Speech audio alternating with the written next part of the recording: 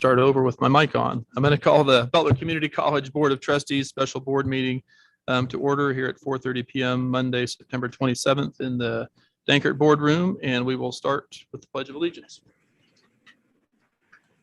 I pledge allegiance to the flag of the United States of America and to the republic for which it stands, one nation, under God, indivisible, with liberty and justice for all. I would entertain a motion to approve the agenda this evening. So moved. Second. It's been moved and seconded to approve the agenda for the special meeting. Heather, if you can call the roll. Trustee Hood? Yes. Trustee Law? Yes. Trustee Rhodes? Yes. Trustee Lechtenberg? Yes. Trustee Winslow? Yes. Trustee Howell? Yes. Trustee Howell? Yes. Trustee Smith? The motion passes and the agenda is approved. And so we will jump into our first item of discussion, which is the nursing program. Just a quick reminder that it's a board discussion, and for the meeting tonight, we don't have any public comment. Dr. Kroll is going to kind of give us an overview of what was discussed at the last meeting, as well as kind of where things stand today. I think Caleb's going to offer some insight as well. And then when they've kind of gone through the information they have, we can ask any questions that we may have to clarify.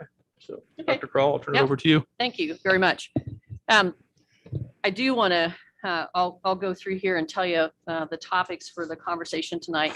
But do want to start out and just say that I'm sorry that folks walked away from the meeting, a couple of weeks ago with information that conflicted with what they had heard, a day or two later.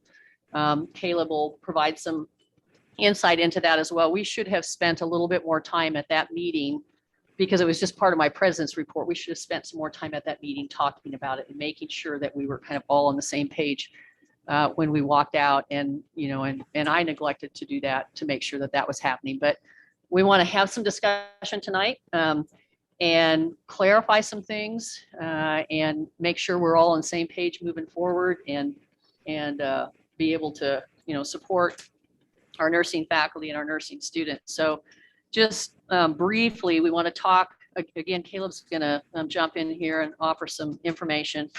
I want Caleb to explain so that the board's all aware. I want Caleb to be able to explain, the clinical nursing site expectations and how those partnerships kind of come together so that the board understands as a whole that not all clinical rotations are taught at all clinical sites. I mean, there are specific clinical sites that teach specific rotations. And so we can't just move groups of students from one site to another site, so I'm going to have him explain that. Also I'm going to talk a little bit about the application process for our students and those clinical requirements that are part of application process as it relates to vaccinations. We now have written documentation from Ascension that they are going to push the exemptions down to the institutional level. So we're going to talk about the exemptions that will be in place for our students moving forward for the rest of this semester that we know of for sure. Also going to talk about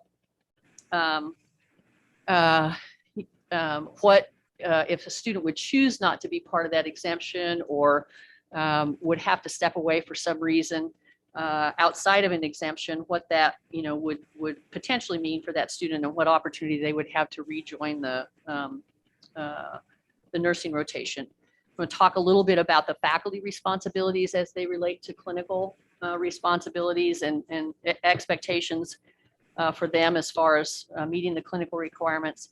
And then want to spend a little bit of time also talking about and having the board discuss the risk and the liability issues maybe that go along with potential exceptions. And so Caleb, I'll turn it over to you. I know that when we met for the regular board meeting, you had sent an email already to the faculty identifying that vaccinations would be mandated and that there wouldn't be exemptions. But I know at that time you were also waiting on final information from Ascension. And so some of what was written in this letter that he sent just to the faculty, it wasn't distributed to the students, but what was sent to the faculty was part of that, what we knew at that point in time, and not knowing what Ascension was going to do. And so I think we got the information from Ascension the middle of last week, right? It came to us in Yeah. the middle of last Yeah, week. so I'd have you go ahead and Sure, kind of get the board up to date on, you know, sure. where we were. First off, let me apologize for any miscommunication or misunderstanding in this communication and the way it has been brought out and explained to everybody. So a little bit about that is Ascension came to us or notified everybody via the news. We found out, like everybody else found out, that they would be mandating the vaccine to their, they called it, I like that sound. they called it to their partners. And so that meant employees, staff, students, faculty, anybody who uses their facility. And really gave us no guidance in the beginning. They just said this would be mandated, but potentially there would be exemptions that they would provide to our students. And so while we were waiting through this process, we started this discussion internally of what we were going to do. And there were a lot of, do we mandate it with no exemptions? Do we create exemptions? Do we use their exemptions? You know, how do we approach that? And so then we were notified that we would be getting exemptions from Ascension that they would give. They didn't give us any indication. I mean, they said there'd be a medical exemption for sure, but no other exemption was explained if it'd be religious, ethical, or some of the other exemptions that are available out there to people at other places. And so while we were waiting on that, we talked to students and let them know that exemptions would be coming from Ascension, and as soon as we got them, we would go ahead and send them. Well, their conversations at their corporate level were different than what we were being told at the local level. Their legal pretty much advised them to not send out exemptions, but then to push that back on the students, I mean, the facilities, the schools, all of that. And so we were kind of given a little bit of a headway in that this would be put back on the schools to make those decisions, but we had no documentation of that until the middle of last week to actually clarify that. So a little bit about our clinical sites is we have affiliation agreements with every site, and those are a signed contract. They are either for 3 years or what we call evergreen, which evergreen means they don't change unless we or them want to make a change in that clinical agreement. So per our policies and per our accreditation for nursing, which is ASIN, we follow the most strict standards in clinical affiliation agreements. That way our students can go to any clinical site without being, you know, held out from that and delaying their progress in the program. For example, right now, one of these spots, mental health is only offered at Ascension. We have no other clinical affiliate outside of Ascension, and so all students have to be able to go through Ascension to achieve the mental health rotation. Our pediatric clinical, we do have a few spaces at Ascension, but Wesley is where we, you know, send most of our students. It's because they can handle the volume of 8 to 10 students. Ascension's unit is small and it's not as busy, and so sometimes 8 students can overwhelm them. And so the students really get the best rotation at Wesley for pediatrics. But with all of these, we follow all of the strictest standards. So like for one example, we just implemented a varicella titer. And that came originally from Susan B. Allen. It's the one who wanted to do that. So that means the student has to go in and have their blood drawn and see if they're immune. And if they're not, then they have to either get a booster or have another titer drawn to see if it was just low. Wesley, in our new contract that just came out, has now implemented this as well. And so that would be the strictest standard. And so that would be the standard that we use for our clinical rotation. Anything else you want me to clarify on that, Dr. Kroll? No, I think that's good for right now. Okay. So Sure. thank you. Mhm. You know, when the incoming fall students came to us, the new students, and of course the existing students as well. But especially the incoming class in the fall, even though the vaccination standards that were in place are the strictest standards like Caleb talked about, that list didn't include the COVID vaccine because it was still emergency use. It had not been approved by the FDA for general use. The incoming fall class was accepted in June, I believe. And so, a lot of those vaccine mandates weren't necessarily in place at that point in time. And the guidance from the federal level, President Biden's guidance, obviously hadn't been shared at that point in time too. So the incoming fall class came in with the current clinical requirements for all the other vaccinations and the varicella titers and TB tests and all of those kinds of things in place, but COVID was not on that list. And so, and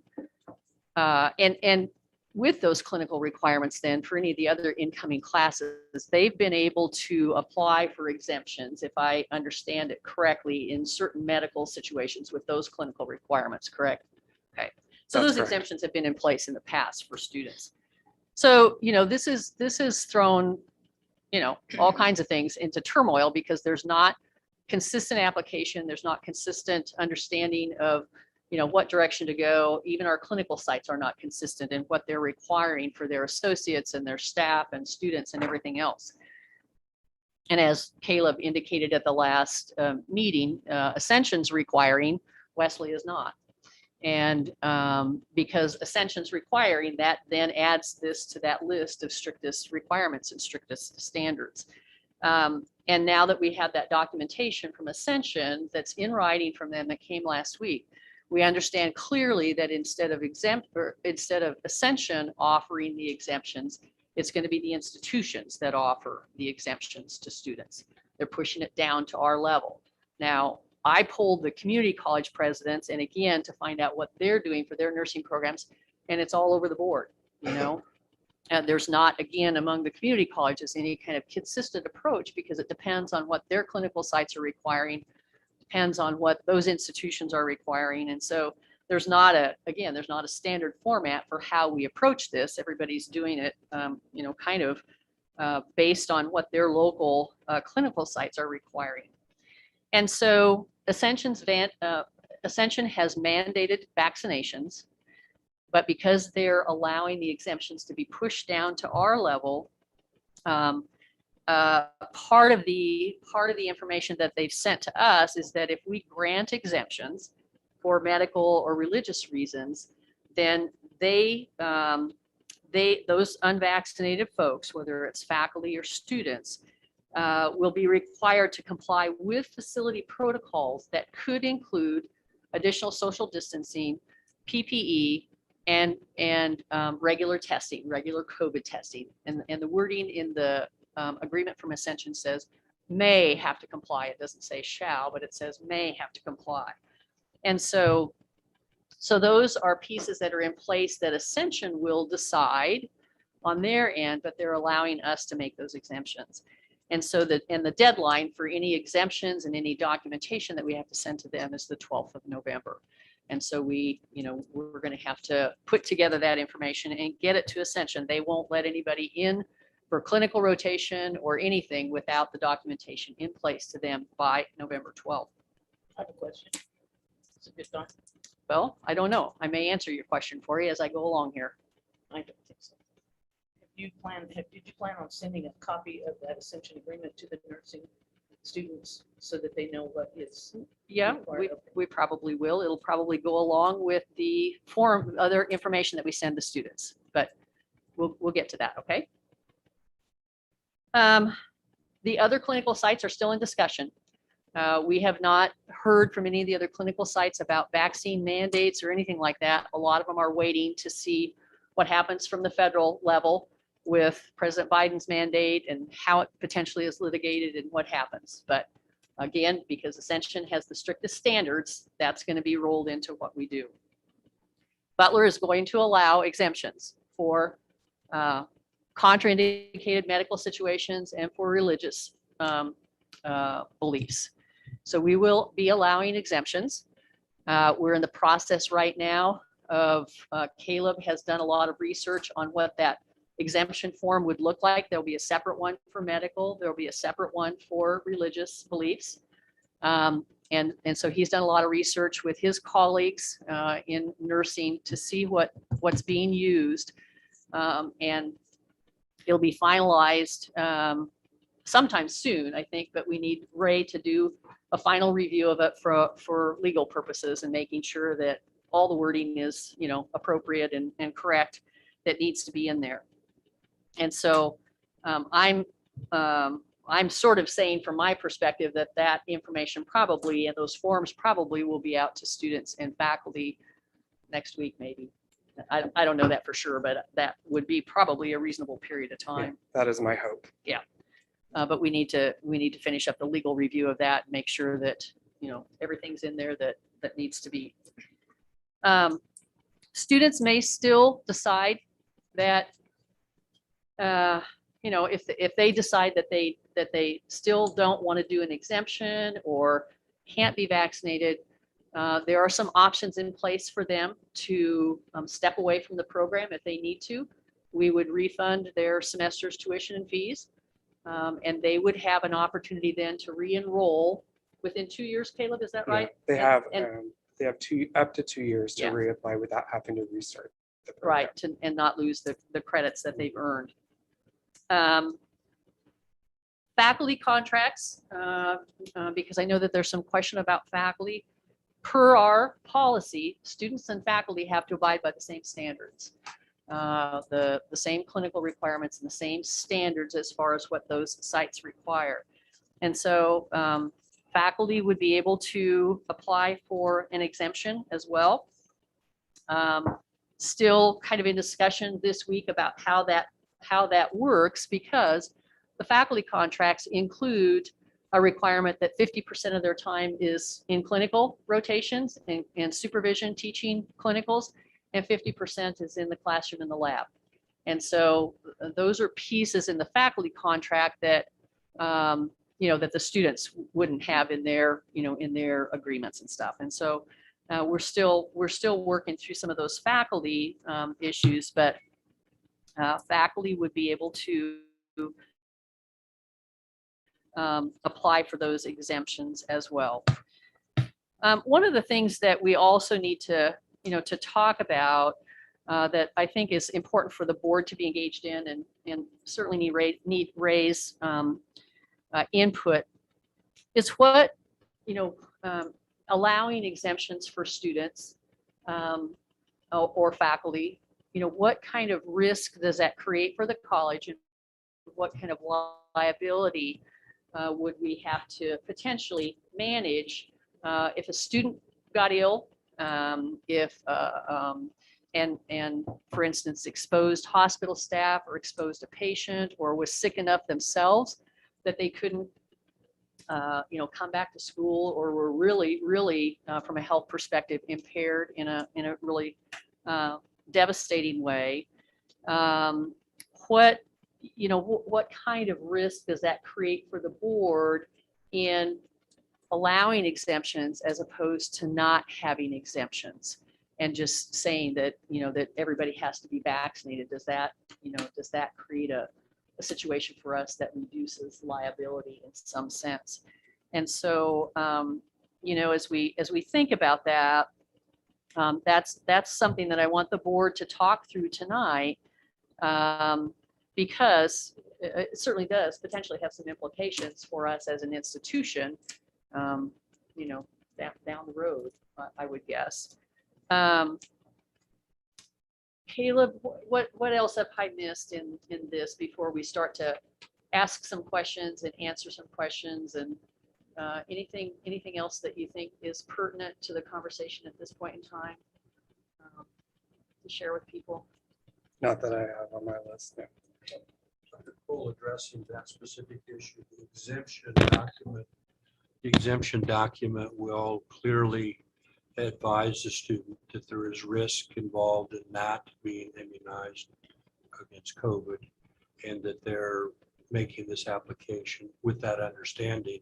It also will release the college release the Kansas Department of Health from liability in the event they become ill or are not able to finish the program because of a COVID illness.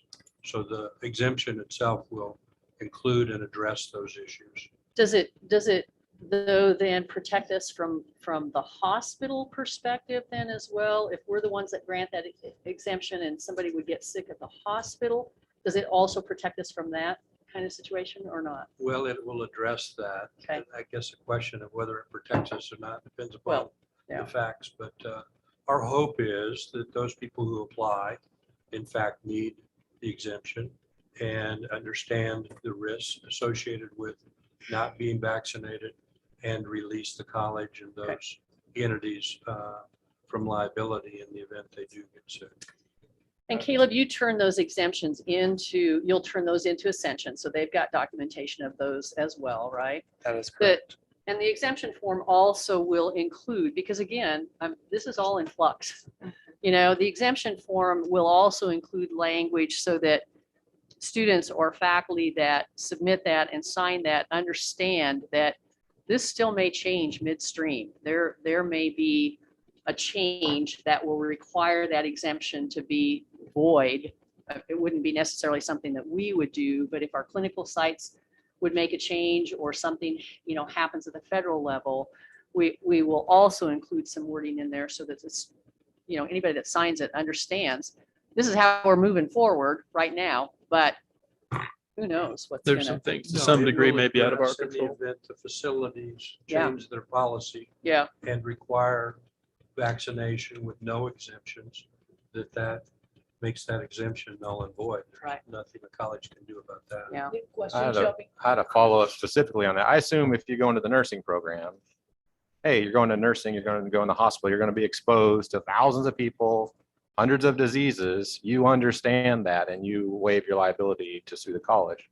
Is that something we already do? Yes, that's what we are. So this doesn't seem like something outside the bounds to do. And when they're accepted, that they have all the vaccinations. There is an exemption form that we've used in the past, but it clearly states the risk and the fact that if someone becomes ill, that it's not the college's liability or responsibility if they don't get the vaccinations. That's correct. And for the income, I'm sorry. Go ahead. I think it's important for students to know it. And again, if I understand this correctly, is that if we grant the exemption, they're granted that exemption, but one of the clinical location changes in January or in December and says, we require it, that can have an impact on their ability to complete Right. that clinical, because we don't, Yeah, I would assume we don't have any control over that at that point. No. Is that, That's No. correct. No, but by contract, we're guests under certain conditions, and if they change those conditions, we have to honor them, Okay. or we're no longer guests. yeah. Okay. Yeah, they can deny our ability to be in those clinical sites if we don't abide by the agreement that they have put in front of us. The incoming January class, now the class that's coming in will have COVID-19 on that list of vaccinations, but at this point in time still, if they, you know, I think the approach is still that, you know, it's the strictest standards that we have to abide by because Ascension's requiring. We've gone ahead and added COVID-19 so that incoming class now knows that it's on the list. The class that came in this fall didn't because it wasn't on the list when they were accepted into the program in June and when they were applying earlier in the spring.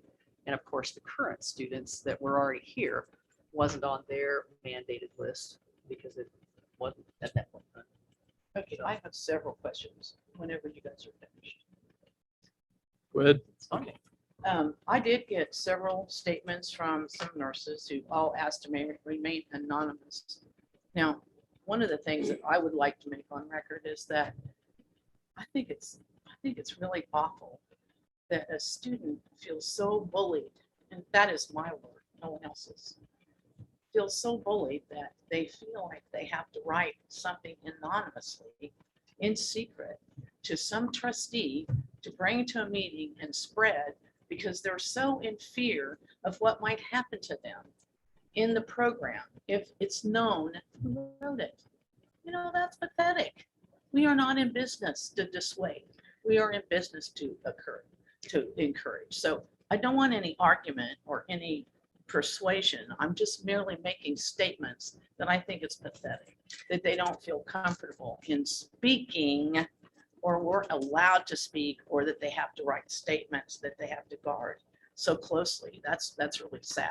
We also Now- get anonymous statements from other students in other programs, Julie. I Okay, just want to This is clarify my that. It's not discussion. just- I didn't sit here and bullet every single thing you said. I didn't come and say, Go here's ahead, my Julie. argument about Finish. what you said. Keep going. Okay. Now I'm gonna bring my bell out if people talk over me again. Just telling you. Now, COVID immune, I am immune to COVID. My immune cells are so good that my doctor will not give me a shot, even if I wanted one, which at one time I was. signed Julie, up. we want to keep this as it I'm just relates to the saying- college and it relates to policy. down. We're not going to telling you. talk about personal stuff, I'm telling okay? you, I'm trying to ask a question and Then you're ask being the rude. question. My question is, how are you gonna handle those? How do you handle those? If they have a medical they have- condition. the No, we're doctor- not talking a medical condition. If Well, they we could get a have, doctor's statement that made that reference. if we have such good immune systems and we have already had COVID, then why is it a problem? Would your doctor be able to provide a Oh, doctor's yeah, I have statement to a that blood effect? test every month. Then I think that would meet the, They- I'm not an attorney, It is, but I it think would that meet- would it meet would the meet criteria. Is that Ask going for to be in, Exemption. is that going to be in the policy that Butler County writes? That's not a question for you, but rather a question for Caleb, They right? would apply for an exemption. That would be part of an Yeah, exemption they can process, apply right? for an exemption and the doctor can sign Yeah. that they're COVID immune Yeah. and it will be honored. Okay, because that doesn't really sound like it's something that's affecting their health or affecting, It isn't a positive way.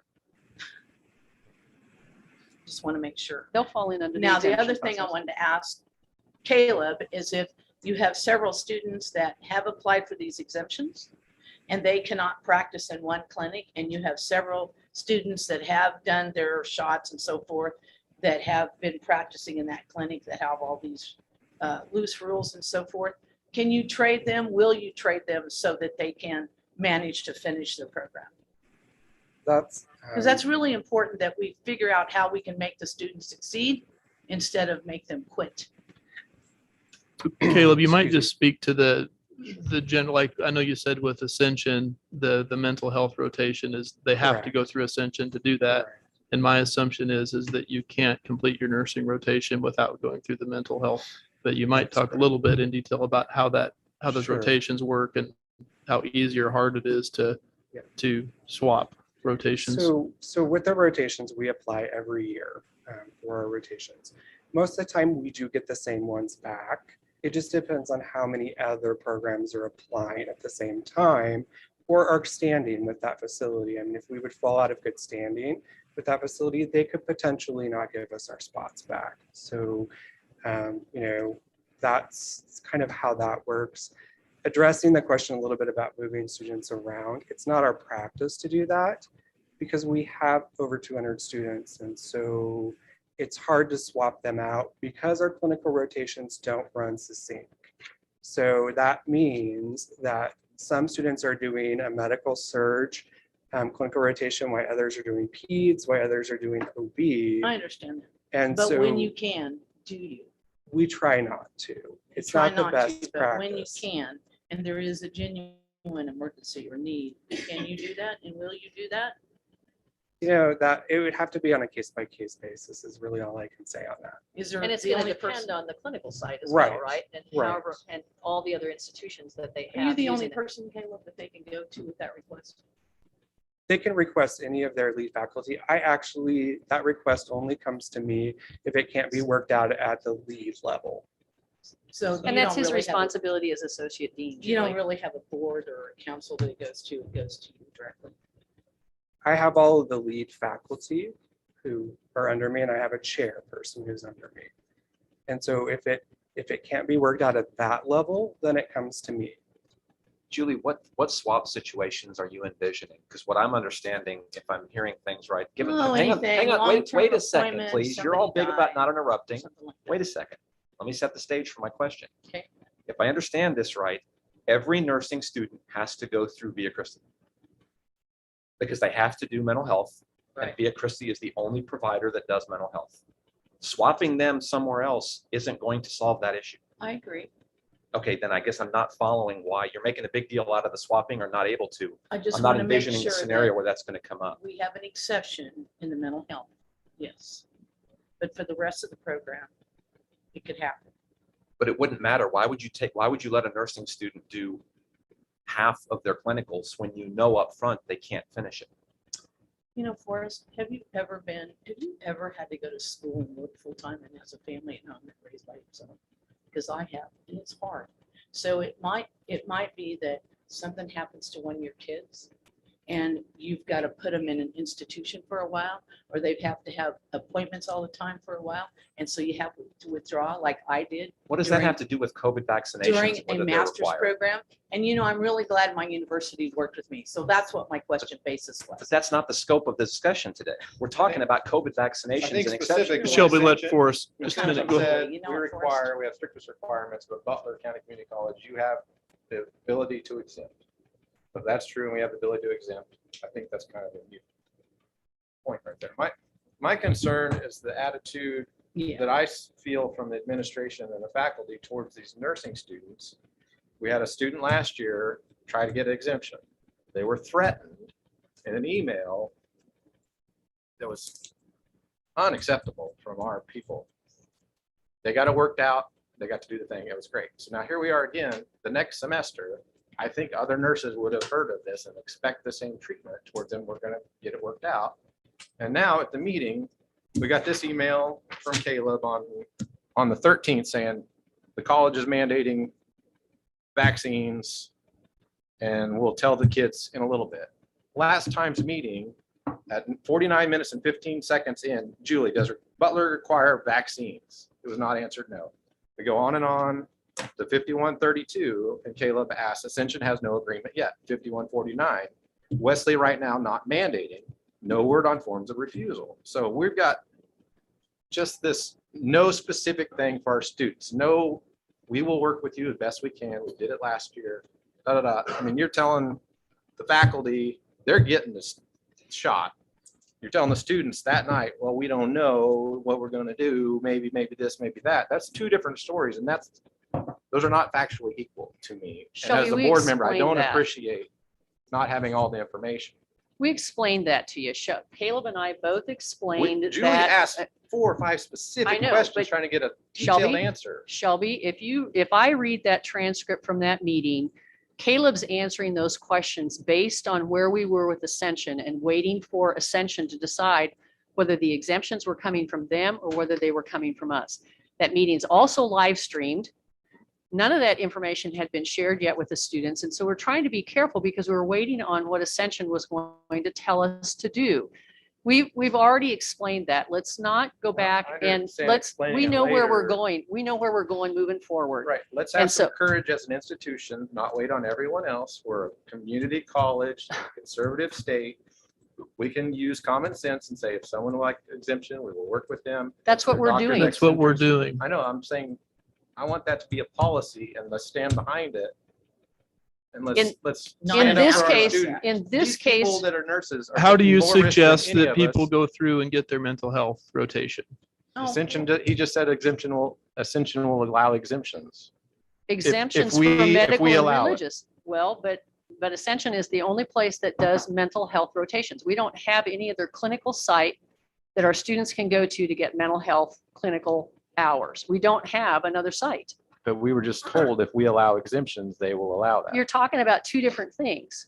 They will allow students in their site with exemptions for medical and religious reasons that we grant Mhm. based on the clinical rotations that they do in their site. They don't do all the clinical rotations in their site. And so if students can't get mental health, if they don't have an exemption, they can't get mental health, we don't have any place else to send them. So Julie's talking about switching groups in and out.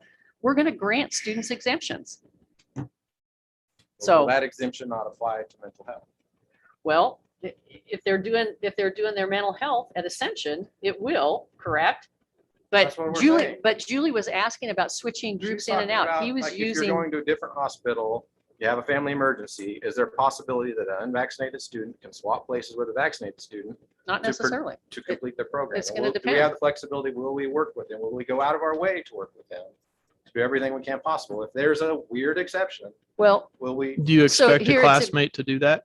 would a classmate, I would expect the classmate. you would if expect if that? we allow Okay. it. but here's the other Just asking. thing. Here's the other piece of that. If We- both parties were Caleb- willing. Caleb will Right. work with those students, but here's the other piece of it.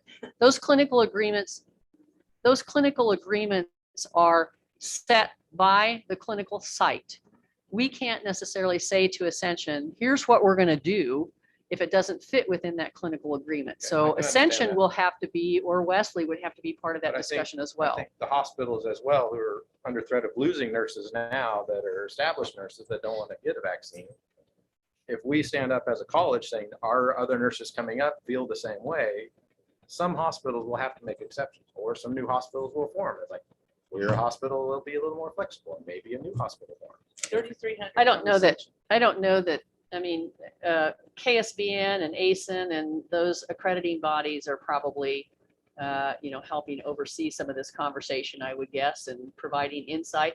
Via Christie's going to go with what their corporate office tells them, But if So- we stand up, we will apply pressure in a positive way that not everyone. I think just remember one thing is clinical sites are very hard to find because there are so many programs competing for them. And so that's why we sometimes have to play nice with these sites to keep our students going to clinical, to keep them moving forward. It takes us, like I said, about a year to renegotiate a contract or a new contract with another facility to get those students in. And so I can't just say tomorrow, you're not going to go to mental health anymore. And by next week, I'll have another place for you to go. It takes time to negotiate that. It has to go through their legal, it has to go through our legal and be reviewed. So there's a turnaround time for that with that. Swapping students, the other thing is we run into, like I said, our clinicals don't run sync with each other. And so there may not be another option to switch that student out because we don't have a lot of time at that facility. And so it takes a little bit of time to work through those situations. What you're presenting to the board is Ascension has this requirement, but Ascension is being willing to allow us to allow exemptions. They're having some common sense and some flexibility towards us, which I appreciate. Right. That's correct. Thank you, Ascension. Now, if we have a nurse that has an exemption, I mean, I don't want to be responsible. You talk about risk for the board. What if some of these young women, they've already had COVID, Or young men. or young men? I'm Yeah. just being, there generally be more women. Have some men. There's not going to be men that get pregnant. So I'm getting ready to say pregnant. Oh, all right. Oh, no, I'm not woke enough to say that. But so let's say they get vaccinated, they have a miscarriage or they have problems, and we are accepting that risk as also mandating that. They should be able to judge for themselves. They're going to a hospital. These are people that are risking their lives every day to be around whatever, who knows what. We know COVID is here. We've had it for a year and a half. We know the vaccine does not stop you from getting it. There's the pass-through. They're going to wear masks. They're going to do PPE. They're going to do all this stuff if they choose. I mean, if you get the vaccine, you still have to wear a mask. You can still carry it. Okay, I get it. So what's the point of the vaccine if you're young? And the guy from Pfizer, I believe in Israel, doctor, he said, if you've had COVID naturally, you're 13 times more immune than getting the vaccination. There's no need for you to get a vaccination. So at that point, as a young woman, I don't know all your medical history. If you choose not to, I assume you want to have a family. It's a small risk. That's on you. You're taking a risk to get the Delta variant. Okay, you're young. I mean, how many young people in Kansas have died in 18 months? Very, very, very, very small. They can accept that risk. They're accepting a risk going to a hospital. That's the worst place you can go to get sick is a hospital. And they're going there every day. That's their career. They can accept the risk of a Delta variant. I get it. Have them sign a waiver. Let's work with them, encourage them. That's what we're And I doing. think that's what the That's what we're intent doing. is. Dr. Kroll, the legal standards for religious and disability-based exemptions are different. Right. Is Via Christi pushing any of that on us, or are they just leaving it up to us to decide whether we think in this particular circumstance it's a good medical reason or it's a good religious reason? I mean, if they're giving us any framework for how to apply those exemptions? I don't think so. No, Caleb. they are. Are they? But is it accurate to say that the so-called moral exemption is not an option?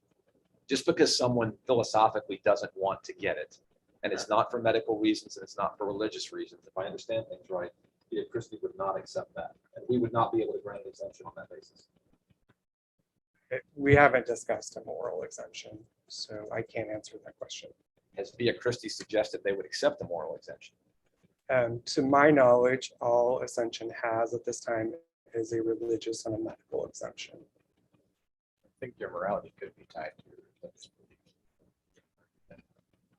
Well, but I think I don't disagree with that, Shelby. I think there are some out there that just don't want the vaccination because they don't want the vaccination. At the end of the day, it's not tied to a legal reason why they don't want it. They just don't want it. And I just wanted to clarify, are those? Well, I don't want it. That's medical reasons. But yeah. But I think there are some that aren't going to fit in one of those two pigeonholes. And what I'm understanding is that the Via Christi is not giving us a mechanism to exempt those individuals from the vaccination requirement. What's written from Ascension here says that students who are unable to receive the COVID-19 vaccine or influenza vaccine due to a medical contraindication or a seriously held religious belief may request exemptions through their school's standard processes. So they've identified those two, medical and religious is all that they've identified. And like I said, Caleb has researched other exemptions related to this. And so he's not developing the wording on his own. He's reached out to his professional colleagues across the state and I don't know, further than that even, for help in identifying and developing those exemption forms. So, Yeah. and Ray will review them for the legal pieces of it. Ray, I'm really more interested in what you see as the legal options. The way I interpret Kansas law, and I am not an attorney, is that there are only two, and that would be religious and medical. Correct me if I'm incorrect. No, I think you're correct, and I think we're obligated. I think you're correct, Julie, and I think we're obligated to comply with Ascension's two requirements if we're going to grant an exemption that they're going to accept. They're going to get copies of all of these exemptions, and if we try to put some other reason in there, my assumption is they're not going to accept it. Yeah. So yes. And in looking up those statutes that apply, I can't find where it says you need a letter from your church or your pastor or anything else. It's a stated exemption. That's it. And So that's how the religious one is built. It's That's- stated. all I know about it. But Yeah, no, I think you they know- can, I think they can make the application for religious based on that. Yeah. Medical, the Little college has taken the position that they need a medical practitioner or provider to confirm that that's the valid reason for the medical exemption. I have a question for Caleb. Once you have a medical exemption, do you have to keep getting those? So kind of how we've discussed a little bit and we haven't finalized on it, but what our discussion has been is that it'll expire the end of each academic year. And then they'll have to reapply for the next academic year for it. Julie, to answer your question, we resolved the medical issue on the prior student. And we're going to look into that statement from her physician to see if it's broad enough to cover COVID, because it didn't address COVID at that time because it wasn't an issue. But if it does, and if Ascension accepts it as a verification or confirmation of the medical, then that's fine with the college. If they say no, they want a more recent medical confirmation as to the medical exemption, then we'll have to comply with this, what Ascension says. That seems fair. Is this something we can put on action item for October? An action item for what? Board action item in October, so we can set policy and everybody know what's going to happen before November 12th deadline. I don't think that there needs to be policy going forward because the clinical sites are the ones that set those standards for us that we have to abide by. Yeah. I mean, it's ever changing. I mean, our contracts are up probably We 1 to can set a 2. policy as a board that we do not mandate vaccines for COVID.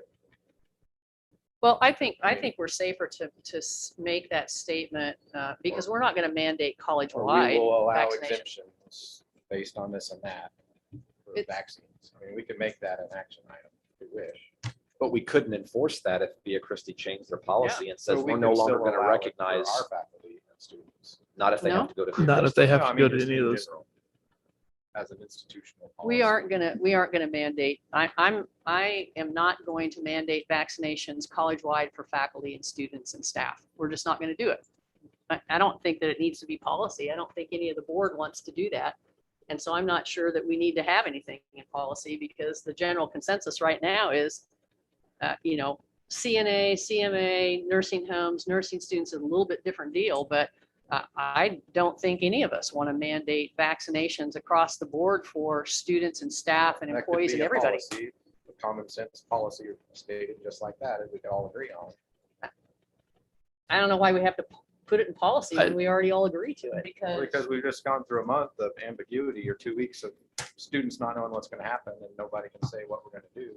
That just could all said- change in a week or in a month again, and then you go back and you reset policy.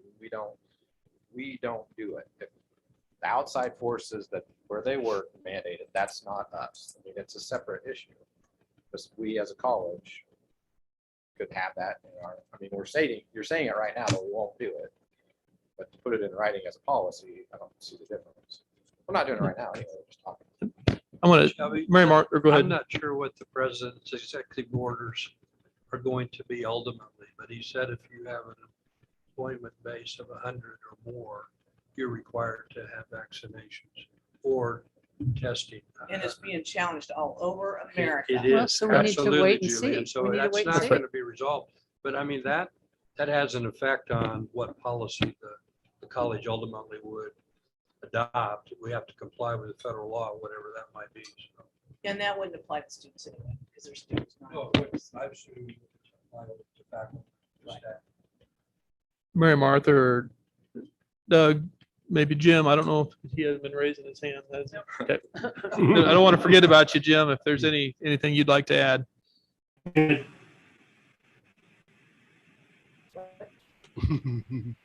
think he said he's good. He's good. The only That's it, comment- to me, it's all set by what the clinical institutions are willing to do and how we work with them. Mary Martha. The only comment I want to make is it makes me sad to know that, and I'm saying this, I have not talked with all of you nursing students that are here, but if you have been bullied, that needs to stop and it needs to stop today. Now, if you're not brave enough to put your name on a paper with your actual comments, you need to start thinking differently about that, because we need to know if you're being bullied, we need to know about it. That's all I have to say. One more thing I want to say. I would say we as a board, no student was bullied last year about it, and we didn't do anything to enforce our opinion of that. We've let it slide. So that's kind of on us. Let's keep to the policy discussion, not the personnel discussions. Can I follow up one point, Lance? Go ahead. There was a discussion a little bit ago about the religious exemption. I just want to, from a legal standpoint, there is nothing wrong with the college probing someone's rationale behind claiming a sincerely held religious belief. It's not, Julie, your comments seem to suggest that all I have to do is check a box and no one gets to ask me anything as to whether it's true or not. That's not the case. Well, I'm looking at the statutes, that's what I determined, but doesn't mean that they can't investigate. I suppose anybody has a right to investigate. But Well, I just, and that- I to me, think the that's, college has better things to do. well, to me, that's up to the, I mean, that's an operational decision for the college to decide upon. I just didn't want there to be a misunderstanding that this might be as, if I'm looking for an easy way out, I'm just going to check a box that says it's my sincerely held religious belief and go on about my way.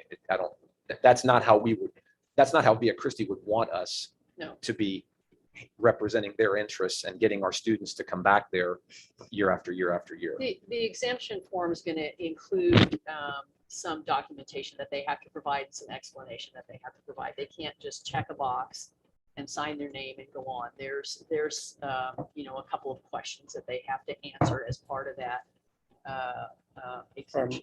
From what I reviewed from a lot of universities, exemptions is there were two main questions that they asked that students answer. And so those two main questions are included. And they have to answer those questions and then they sign the document. I had another quick question, Caleb. Are there any of those clinicals that if you do run into that issue, that you could do the virtual or psych or OB or any of that? I mean, through COVID, we had the option to do virtual, but it's not the best interest for the student. They don't have that direct patient interaction because it's done through a virtual environment. Now there is the option of simulation. That is a good alternative, but we run into a lot of time constraints with our faculty of doing these extra simulations on top of that because they are doing clinical, they are teaching. And so it takes that time for us to build the simulation or the virtual environment and then administer it. As far as the exemptions that come through, Caleb, let me ask you something. Who decides on the medical and religious exemptions, whether they're valid? Is it all you, both religious? I and think medical? I think to keep it not just one person doing it, I would like to have the chair and the leads and myself review them and sign off on them. See, I just don't. And then there have to be an appeal process, I would assume. Yeah, what's the appeal process? Because that's like, Mary Martha. What about Prairie View and Newton? Would they accept us for the mental health part? So we have used them in the past. It's not as a robust experience. That could be explored, but we don't have an active contract with them right now. I think a lot of this just depends on what happens with the president's mandate in terms of any kind of long-term policy or anything like that. And so until we know some of those details over the next Is it presumably typical? few months yeah, I don't and see know you as what the long-term president. federal law will be. So If Trump was but doing it, everybody freaked out. I Biden's think- doing it, it's like, oh, okay, well, we'll see what we want. I- Anyway, I is think it we've typical kinda- for a medical institution to pass this down to an academic setting?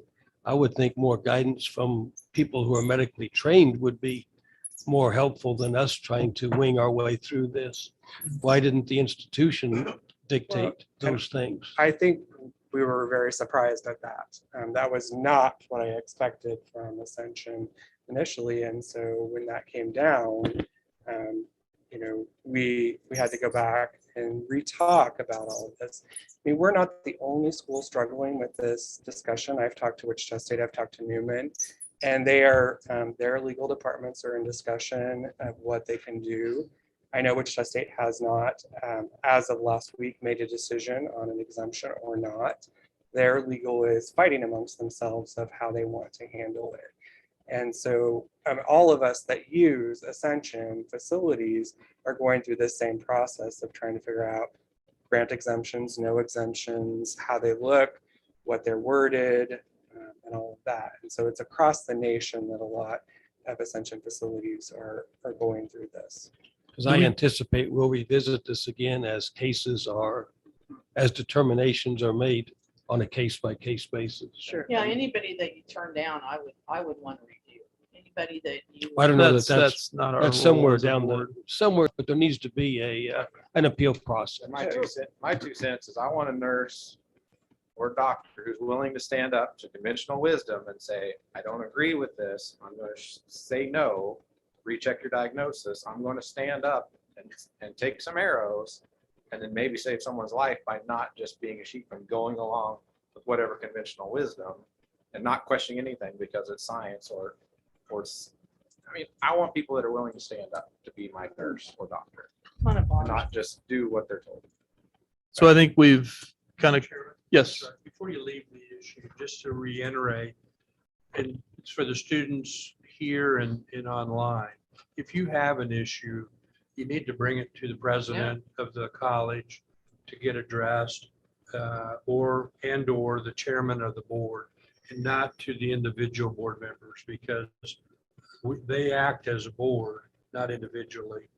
And we need to know about those communications and able to address them appropriately. So Ray, I- I would ordinarily agree with you, but the board decided, the majority decided, and we are the minority over here. But the board majority decided about 6 months ago that you could email the trustees online, and we don't get those emails. And the board also consults you, at least the board, Forrest, Doug, and Lance consult you whether or not they want to answer anyone that writes an email. And, I have a conflicting problem with that. I think anybody that writes should be answered. You don't have to give them a voluminous answer, but just the respect of some kind of a response is nice. And you don't often do that, you being the people in charge.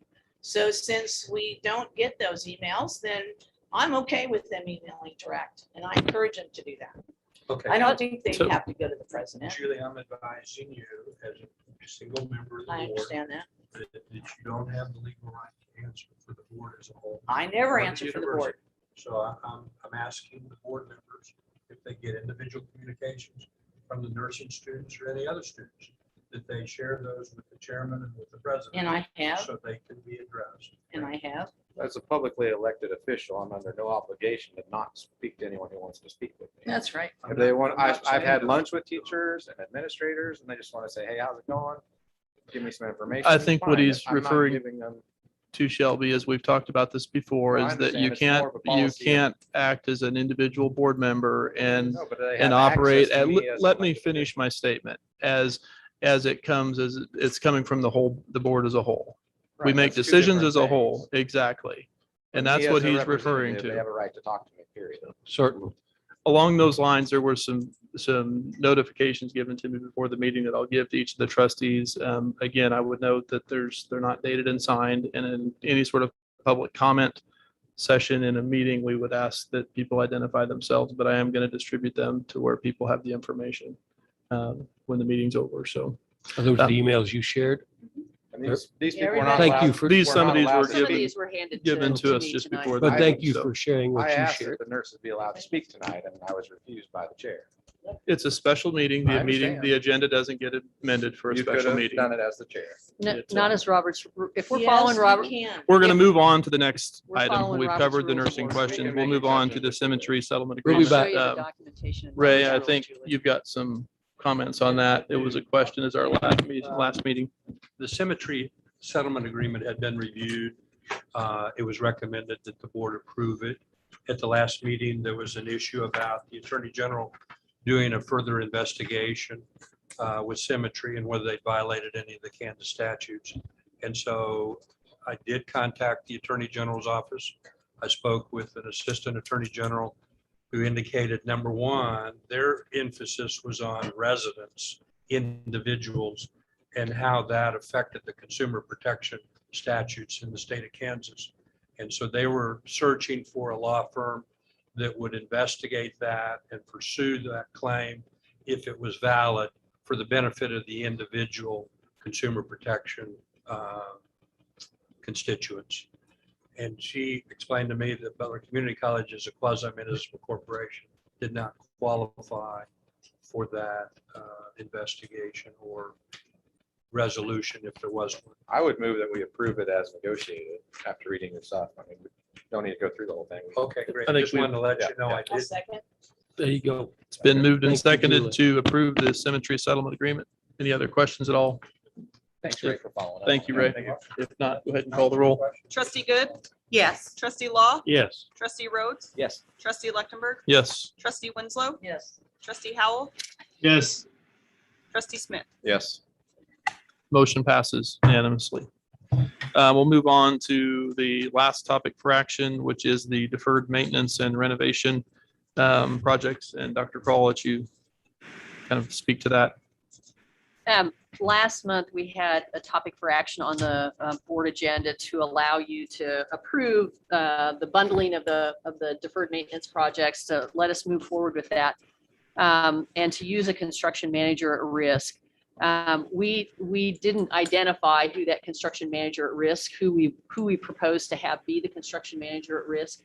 And so on the agenda tonight is a request to use Simpson Construction. Gravity Works has been working with us on, on this project to begin with, but to use Simpson Construction as construction manager at risk. We've used them before. They did the stadium. They've done some other work for us, and what they do is oversee as construction manager at risk. They oversee the project, but then they're in charge of bidding out all of the work that gets done, and will go through and help us with the process of sending out those RFPs for the bundled package of bids and everything. So we would like to ask for the ability to move forward with Simpson Construction as the construction manager at risk to get started on this project and make sure we can stay within the timeline for getting the bids back for the project. And the biggest piece is we got to get the projects done and the money spent. It's the stimulus money that we're using, and we've got to have that spent by May. Right, May? Yeah. So that's our proposal tonight. We just left out Simpsons as part of that motion last month, so we wanted to come back and make it official if we could. Refresh my memory. All of this is. You've already approved, yeah. And you've Right, already I approved it. understand that, but Uh-huh. all of it's. Yep, it's all stimulus funding. Yep. these are- Mr. Chairman, I would move that we approve Simpson Construction as our construction manager at risk. Second. It's been moved and seconded to approve Simpson Construction as the construction manager at risk. And I assume the recommended action also includes Gravity Works as architect and so forth in there. Yes. So I'm assuming, I assume in this, we're gonna get several estimates on the Educare building, on what they plan to do. and scope of work. They'll send out RFP for that bundled. Yeah, it'll come from a number of different entities, but I think they'll request it as a bundled package, won't they, Lynn? Is that right? But 800 grand to remodel that building is pretty steep. Well, you'll get them from different, No, I different understand. I just wanna make sure subcontractors. it's- So, any other questions in regards to that? Where's Simpson? they're out of Wichita. Where's Gravity Works? They're 'Cause here. they're always. Vince Haynes. They're always. Yep, it's Vince Haynes. Gravity Works is here. El Dorado. Do we also need to approve the budgeted amount is listed as within It's- the recommended action? I know. That was We already approved did at last the month. last meeting. Did yeah. that last month. There's We no other, always use Gravity Works at Simpson. Not always. It's the only one I've ever seen. Yeah, we've used different construction companies. if there's no other questions, we'll go ahead and call the roll. Trustee Good, Yes. trustee Law, Yes. trustee Rhodes, Yes. trustee Luckenberg, Yes, trustee Winslow, Yes. trustee Howell, Yes. trustee Smith. Yes. the motion passes unanimously. I would entertain a motion for adjournment. So moved. Second. It's been moved and seconded to adjourn. Heather, if you could call the roll. Trustee Good, Yes. trustee Law, Yes. trustee Rhodes, Yes. trustee Luckenberg, Yes. trustee Winslow, Yes. trustee Howell, Yes. trustee Smith. Yes. And before I started the meeting completely wrong, you folks, I just forgot to introduce Heather Van Dever, who's my new executive assistant. And the executive assistant for the board. I'm sorry, Heather. Are you I related apologize. to Lloyd and Kathy? Daughter-in-law. I'm not sure I said it, Do but I? we are adjourned.